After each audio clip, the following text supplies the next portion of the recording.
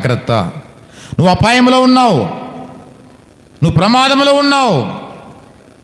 ఈ దినమే నిన్ను దేవుడు చూస్తున్నాడు. దేవుడు చూస్తున్నాడు. ఉపవాసం కూడా పని చేయదు. నిజంగా పశ్చాత్తపడినా దావీదుకి శిక్ష పడింది. అహాబు రాజు నిజంగా పశ్చాత్తపడలేదు.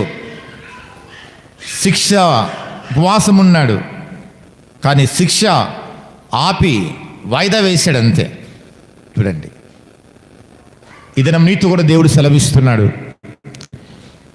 నీ జీవితంలో కూడా ఇలాంటివి ఏదైనా చేస్తున్నావేమో, ఈ దినమే మనస్సు మార్చుకో, నిజముగా పశ్చాత్తపడు.